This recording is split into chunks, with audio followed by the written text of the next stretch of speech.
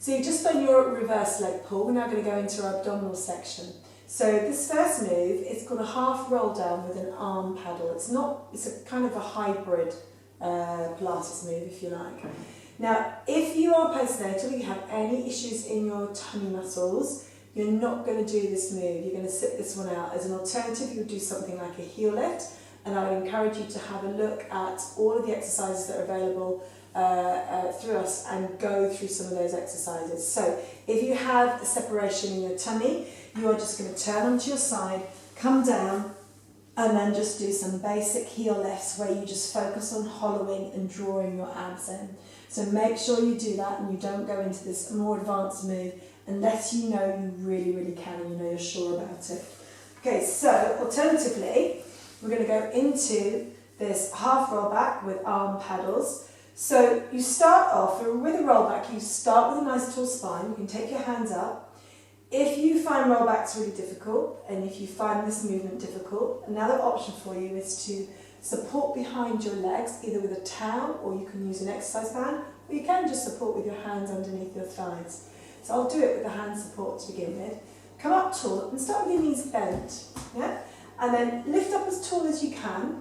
Take a big breath, inhale, exhale, and then tuck. And as you tuck, look down at your tummy and lift your tailbone off the floor. Now if you're using your hands, you're going to have to work your hands down your thighs and you're going to have to bring in your feet in a little bit more as you go down.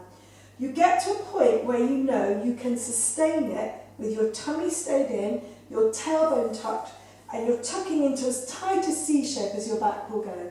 My back's quite stiff in places, so it's not going to go completely into that tucked C shape, but that's the shape you're aiming for, and that's what the feel is of the movement. The feel is to tuck the tail, suck the tummy in, and drop down so you're bringing your ribs in towards your midline, in towards your belly button. You then take the hands down by the side, you hold that position and you start your arm paddles. Now arm paddles are not flaps, yeah? The arm is rigid, you work the shoulders down and you work from your back. You keep tucking your tail, you keep looking down at your tummy and you use your stomach muscles as you're holding this position. If you feel it at all in your back, you know you're not doing it right. And what I would suggest you do is that you just roll down, hold, find it, and then lift back up and do that a few times first. Yep? So only start the arm paddles where you know you can hold it, feel that your tummy is working successfully, and you can really feel your abs working and there's no stress at all in your lower back. If you get any issues in your coccyx, here at the bottom of your spine, the chances are you're not tucking and lifting your tailbone off the floor enough. If it continues to bother you, again, this is not the right move for you. You lie on the floor and you do an alternative such as heel lifts. The next move I'm going to show you is also the next move you could do. So you could just skip out the one we've just done and go straight to this next one. If you are able to, you're going to roll down. If not, you turn onto your side and come down. Okay, and then we're going to go into the next movement. Now, this movement is a straight leg lift. So we're going to start with the legs straight. What that's going to do is it's going to drop the pelvis and open your back and give you this higher arch in your lower back. So I can now get my hands all the way up, so you can see my hand coming through all the way underneath my back. Now that is not what you want, okay? Because that's too much of an arch, it's too much of an arch in your back. So what we're going to do is get the fingertips and place them underneath the pelvis so that your little finger and your ring finger are kind of squidged underneath your pelvis and your middle finger and your index finger are kind of free underneath your lower back. But remember, it's just the fingertips underneath you, not your whole hand.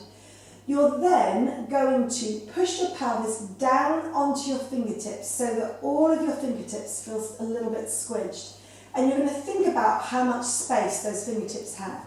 Your little finger and your ring finger will be completely squashed, they've got no space at all. Your next finger might just be able to wiggle a tiny bit, and the other finger might be able to wiggle a tiny bit. But think about how the pressure feels under those fingertips. Now what you've done by going to that position is you've used your outer abdominal muscles to push down on your fingertips, and you should be scooping your tummy out now. So really suck your tummy in and scoop it out. Just holding here alone will work your abs. So just doing this is going to work your abdominal muscles a little bit. But now we're going to get clever with it. Now we're going to think about the muscles internally.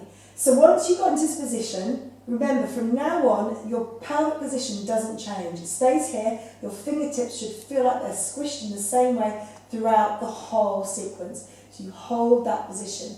You push down onto your fingertips and you breathe. Now at each breath, you now try to connect your inner muscles. So whilst you use the outer abdominal wall to get into this position, you're going to use the inner abdominal muscles to hold yourself here. To work the inner muscles, we start from the pelvic floor. You stop apart from the back, you stop away from the front, you pull those 2 points together, and then you suck up on the inside, and you get this internal feeling of strength. And it's like having a waist belt and tightening it a few notches. It feels very protective on your spine, and it feels very deep and very flattening and hollowing in your tummy. It's a nice feel. So you're really drawing in, but it's quite tough. Your muscles will fatigue after a while. Now that's all you need to do. If you're really struggling to maintain this position, bend your knees and just work with your knees slightly bent and with your heels dug into the floor, okay?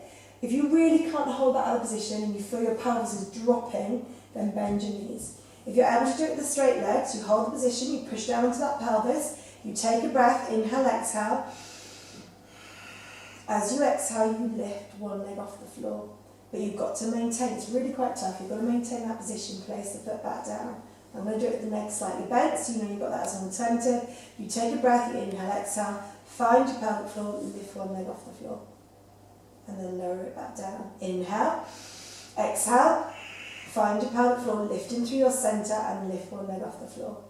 And then lower it back down. And again, inhale, exhale, find your centre, lift the leg off the floor.